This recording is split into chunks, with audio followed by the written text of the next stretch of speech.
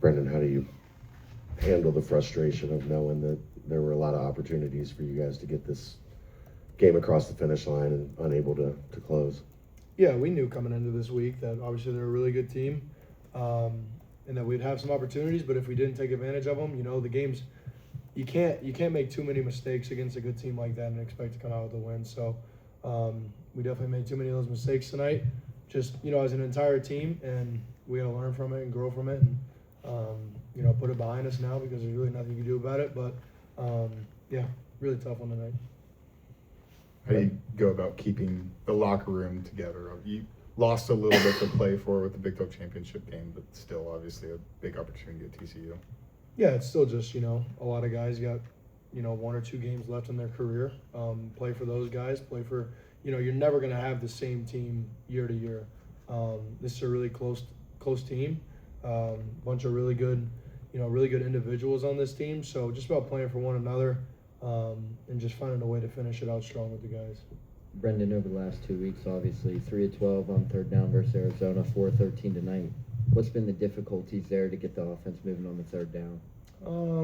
Probably just, there's a lot of third and longs. We're putting ourselves in some bad situations, and it's just tough to convert those. So we just got to find a way to do a better job of staying on the sticks, and then even whenever it is third and long, find a way to pick it up.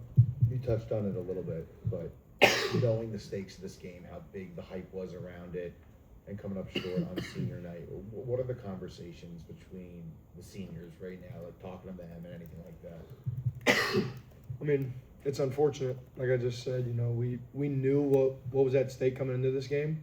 We knew the opportunity that we had, and we just didn't take advantage of it. There was multiple opportunities out there, and we left a lot out there. So there's really nobody to blame but ourselves for this one. And we got to find a way to move past it, and like I've said, just find a way to finish strong and finish it out with the guys. 3 weeks in a row where you guys have seen some of the better defenses within this league. What areas of your game have you maybe had to adjust and make changes to try to just do things differently, I guess? We knew what we were getting out of these last 3 defenses.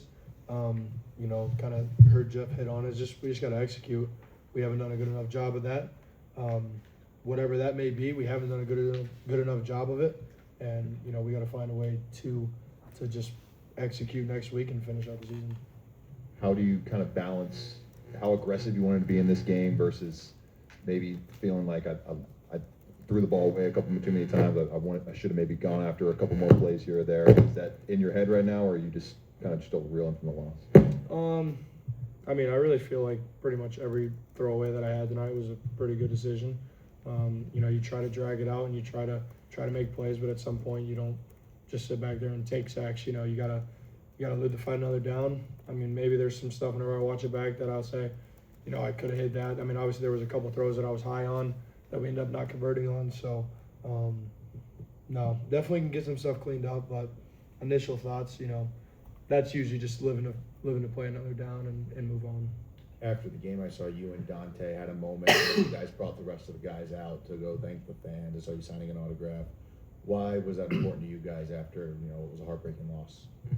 It's, you're gonna have losses, throughout your playing careers, and I remember whenever I was one of those kids that wanted the autograph of a player, win or lose, I didn't really care. I wanted the autograph from the player, so I always try to, put myself in the kids' shoes, and especially I know a lot of our players are the same way. Like, when you're growing up, you always look up to these players and stuff. So I think being able to just do something simple like take a picture or sign a little autograph is, win or lose, it's what it's all about. So you wanted to shore up the passing game. Do you feel like you made some strides there? And then how important is it to stop this skid and not finish like last year?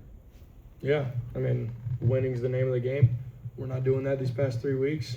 Got the passing game going a little bit more tonight, but we hit on it early in the season. It can't just be one or the other.